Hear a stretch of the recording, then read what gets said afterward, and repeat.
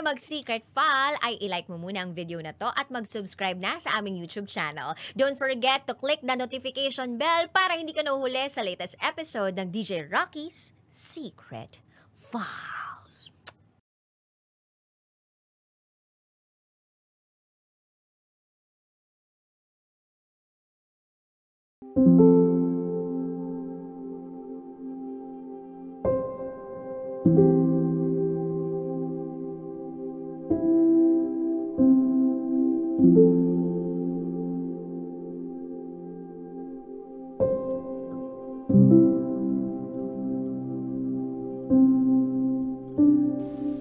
Naglihim sa akin ang nanay ko tungkol sa nangyari sa unika iha ko.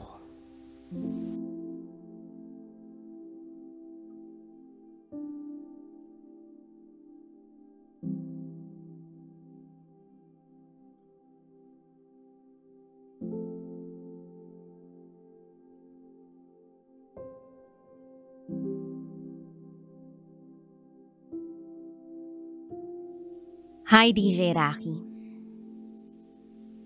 Taga-subaybay mo na ako sa Love Radio. Simula pa noong pandemic. Isang araw, bigla ko nalang naisip na sumulat din sa'yo ng karanasan ko sa buhay. Hindi kasi naging madali ang mga nangyari sa akin. Tapos, ngayon lang ako nagkaroon ng lakas ng loob na magkwento nito. Palihim nga lang. Itago mo ko sa pangalang Rose Ann. At ito, ang aking secret file.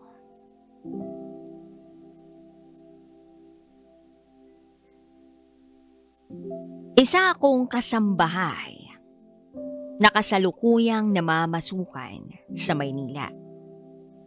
Galing pa ako ng Mindanao. Ang layo ng narating ko. Pero kailangan kasi. Kung mananatili ako sa lugar namin, hindi ako aasenso. Hindi kasi ako nakatapos ng kolehiyo. Umabot lang ako ng 2 taon sa kursong Office Administration. Kaso eto ako, marupok. Maagang na in love. Kaya maaga ring nahinto sa pag-aaral. Hindi nagtagal, nabuntis. Baby girl. Itago natin siya sa pangalang Princess. Pero yung tatay ng anak ko, wala. Hindi na ulit nagpakita. Ayaw rin naman akong panindigan kaya hinayaan ko na. Bahala siya sa buhay niya. Ang mahalaga, yung bata, akin. Nasa poder ko. At ako ang mag-aalaga. Doon ako nanirahan sa mga magulang ko noong bagong panganak ako kay Princess. At naaalalayan naman ako nila nanay at tatay sa pangangalaga sa anak ko. Pero napakahirap kasi ng buhay, DJ Rocky. Hindi pwedeng hindi ako kikilos at magtatrabaho. Lalo na't meron na akong anak na binubuhay. Kung aasa ako sa mga magulang ko, mamamatay kami sa gutom. Kaya naisipan kong lumuwas ng Maynila para makipagsapalaran.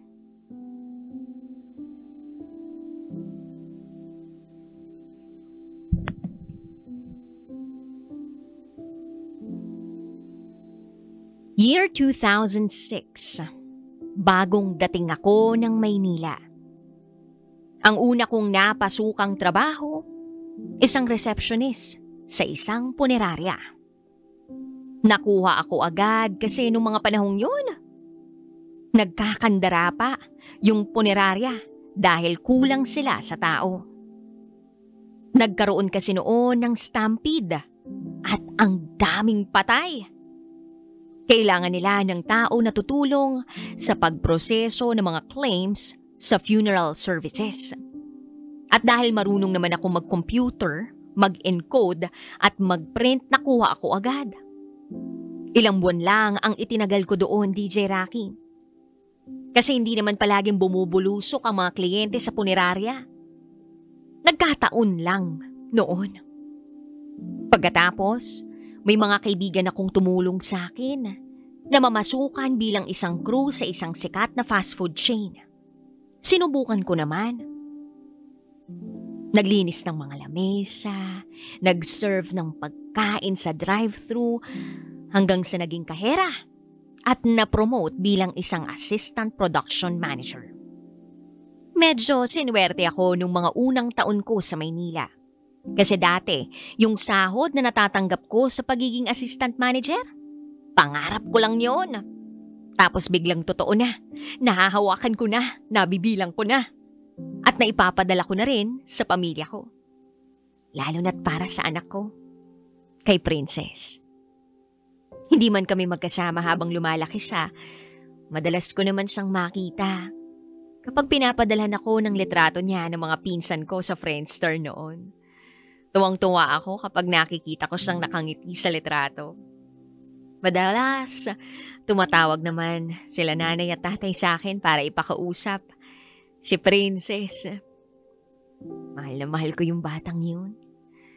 At kahit anong hirap at sakit, titiisin ko para lang maibigay sa kanya ang kinabukasan na deserve niya. Ang buhay na maginhawa at masaya. Hindi na bale kung magsasakripisyo ako. Hindi na niya kailangang makita yung paghihirap ko dito sa Maynila. Gaya ng nangyari noong taong 2009. Na-endo ako sa trabaho. End of contract. Tapos na ang kontrata sa trabaho. Halos madepress ako kasi biglang wala na akong trabaho. Ikakarampot pa lang ang naipon ko. Sayang naman kung uuwi lang ako agad-agad sa amin. Kaya sabi ko sa sarili ko, hindi pwede. Hindi to po pwede. Kailangan ko munang humanap ng malilipatang trabaho. January 2010. Nagpasa ako agad-agad ng resume sa ibang kumpanya. Naganap din ako ng mga schedule ng job fair na kailangan ko na mapuntahan at pwede kong mapuntahan. Sa dami ng pinasahan kong kumpanya, muntik na akong sumuko. Kasi halos walang kumukontak sa akin para interviewin ako. Muntik na akong umuwi sa amin. Hanggang sa sumunod na buwan, February 2010, tinawagan ako ng isang kumpanya. May opening bilang isang clerk. Sa awa ng Diyos, nakuha ako at nakapagsimula agad. Hindi kasing laki ng sahod sa dati kong pinasukang fast food chain, pero pwede na. Kaya na. O pwede na ulit makapagpadala. Unti-unting lumipas ang mga taon, DJ Rocky. Nakaramdam ako ng pangungulila sa anak ko. Lalo na nung taong 2012. Naisip ko minsan, hindi pa pala ako uli nakakauwi sa probinsya. Yung anak ko, hindi ko pa ulit nakikita sa personal. Huli kong kita sa kanya, maliit na sanggol pa lang siya. Hindi ko tuloy na subaybayan ang paglaki niya. Kaya naisip kong mag-leave ng ilang araw na nakatapat sa holiday. Sa Pasko, nag-decide akong magbakasyon sa lugar namin. Sa una naming pagkikita ni Princess, pagkatapos ng matagal na panahon, Hindi ko mapigilang maiyak sa tuwa. Lalo na nung mayakap ko siya. Diyos ko, hindi ko mabilang kung ilang sorry ang nabanggit ko kay Princess nung magkita kami. Lalo na't parati akong wala sa tabi niya. Nanay ko ang tanging nag-aalaga sa kanya. Nanay na rin nga ang tawag niya sa nanay ko. Ang tawag niya sa akin, Mama. Sorry ako ng sorry sa kanya. Sorry kasi laging nasa malayo si Mama, need ni Mamang mag-work para may pang-school ka, need ni Mama kumayod para may pambili ka ng new toys, need ni Mamang magsakripisyo para may new dress ka tuwing Christmas. Lahat ng yun ay sinubukan kong mahinahong ipaliwanag sa kanya. Lahat ng kaya kong ipaliwanag, sinubukan kong ipaintindi. At sana ay naiintindihan niya yun. Ayoko lang sanang lumaki siyang may matinding galit sa akin. Nawala ako sa tabi niya sa mga panahong kailangan niya ako. Kung ganun lang kadali ang lahat, diba? Kung pwede lang magpaiwan sa probinsya at doon na lang magtrabaho, kaso hindi eh. Hindi kakayanin. Noong bakasyon na yun sinulit ko ang pananatili ko. Lagi kong kasama si Princess. Nagbonding kami ng husto para lang makabawi ako sa mga oras at araw na hindi kami magkasama. At noong pagbalik ko sa Maynila noong January 2013, pasakay na ako sa terminal ng bus. Halos ayaw akong bitawan ni Princess, ayaw akong pakawalan. Ayaw na niya akong umalis. Hindi naman din niya alam kung kailan ako makakauwi. At ako rin, hindi ko rin alam. Pero sabi ko kay Princess, Nak, kailangan ni Mama gawin to.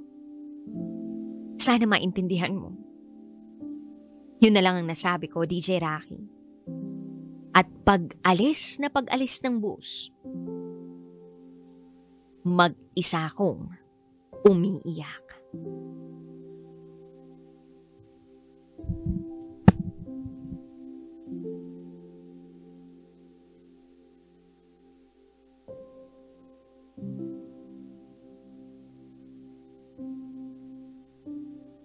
Nakatakip ng panyo ang mukha ko. Ang sakit-sakit. Na mawalay uli sa mahal kong anak. Balik na naman ako sa nakagawian kong trabaho sa Maynila. Wala akong magawa. Sa Maynila ako nakahanap ng oportunidad kumita. Alam mo yung pakiramdam, DJ Rocky, na kailangan kong patayin ang emosyon ko? Ginawa ko yun. Naging manhid ako sa pangungulila sa anak ko. Naging manhid ako at nagpakalulong sa trabaho. Hanggang sa na-promote ako sa trabaho ko bilang isang accounts analyst. Triple ang itinaas ng sahod ko sa pagiging clerk.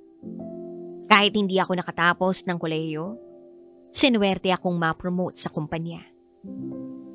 At dahil na rin sa kagustuhan kong makaipon, hindi ako umuwi sa probinsya namin ng matagal uli na panahon. Nag-ipon ako ng nag-ipon. Bukod sa buwan ng sustento na ipinapadala ko sa mga magulang ko para sa anak ko, hindi ko namamalayan, DJ Rocky. Maglalabing 8 taon na pala ang anak ko. Year 2024. Nagdesisyon na akong umuwi sa amin. Doon lang magtayo ng maliit na negosyo na kayang bumuhay sa pamilya namin, lalo na sa anak ko. Umuwi ako sa bahay, DJ Rocky, 1 linggo bago ang 18th birthday ng anak ko. Nakita ko si Princess na sinusukat ang gown para siguro sa debut niya. Kaso yung gown na suot niya parang hindi naman pang debut. Kulay puti. Parang pangkasal. Kaya tinanong ko ang nanay ko, Nay, Bakit ganyan naman ang gown ng debut ni Princess? Bakit para naman siyang ikakasal? At doon na nagsalita ang nanay ko. Rose Ann, anak, may kailangan kang malaman.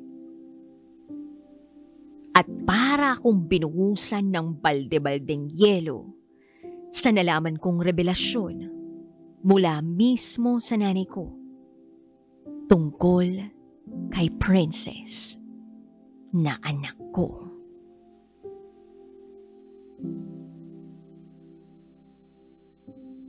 Rose Ann, ikakasal na si Princess.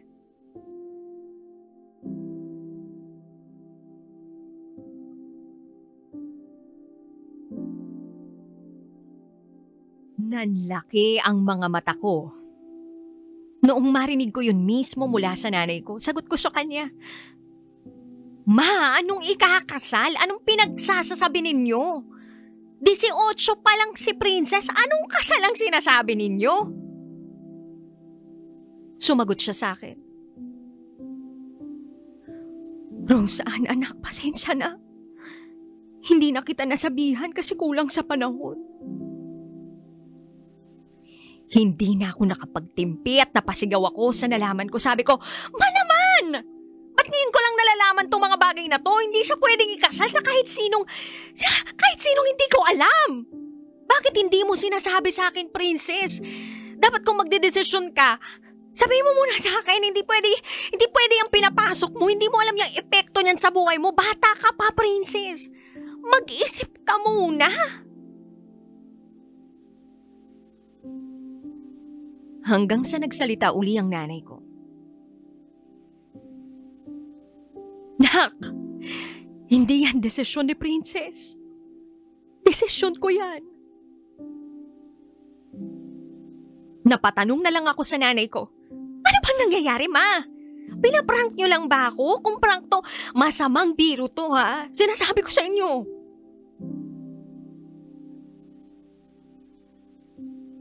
Matagal na katahimikan ang namayani.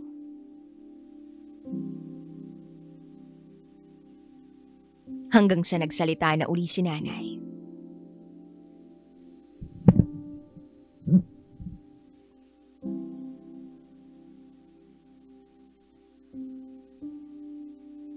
"Nak, patawarin mo ako. Pero hindi ito isang biro. Talagang ikakasal na si Princess.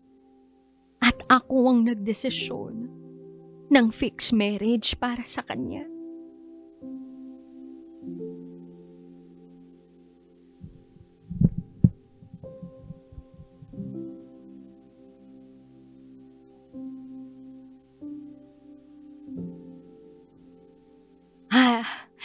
Halos mahulog sa lupa ang pangako sa gulat sa mga nalaman ko, DJ Rocky.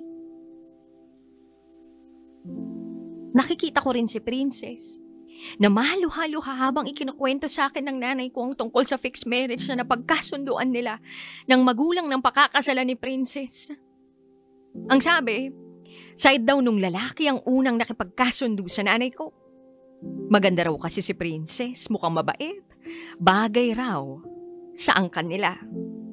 Mga politiko raw ang pamilya ng lalaking nakikipagkasal kay Princess.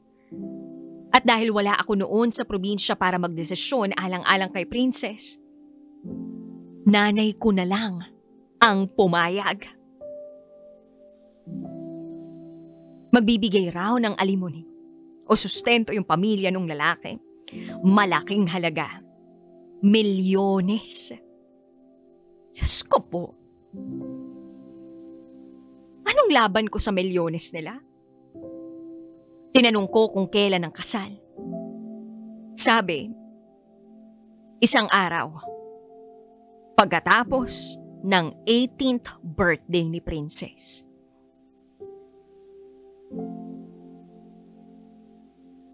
DJ Rocky, hindi ko alam kung paano ko pipigilan yung kasunduan ng nanay ko At ng side ng pakakasalan ni Princess, fixed marriage, arranged marriage, anong laban ko?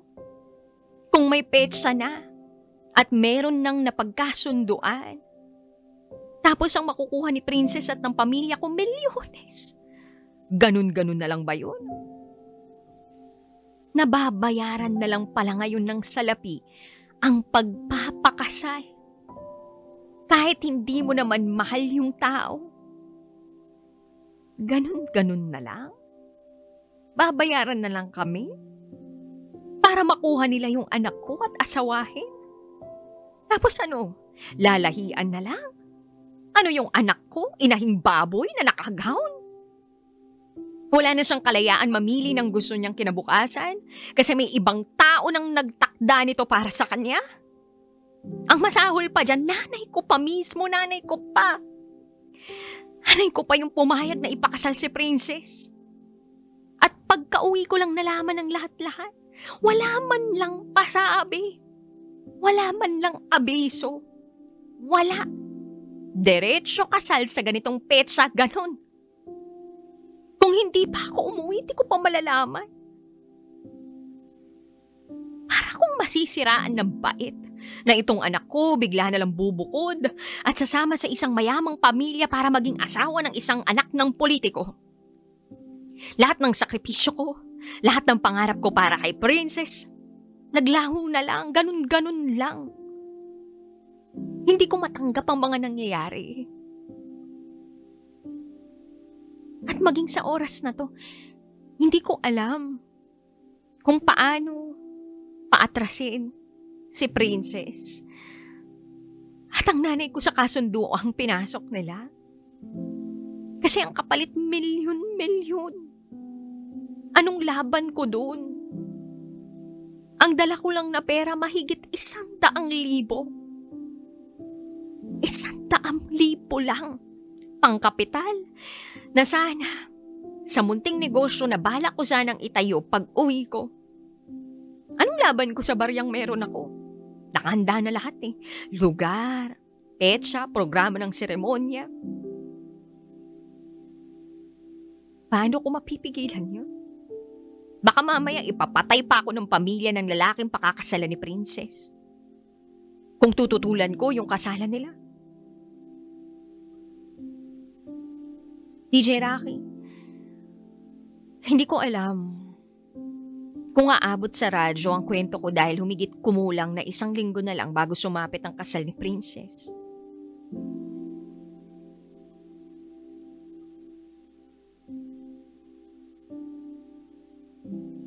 Ganun kabata ang pakakasalan ng lalaking yun. 18.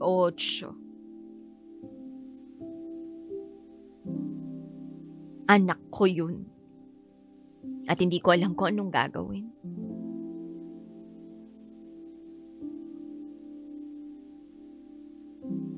Hayaan ko na lang ba lahat mangyari to?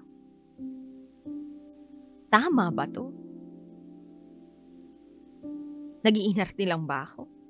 OA ba ako? Humihingi ako ngayon ng payo. Sana tama ang maging desisyon ko. Salamat sa pagbabasa, DJ Rocky. At naway mabigyan niyo ako ng payo. Muli, ako si Rose Ann. At ito, ang aking secret file.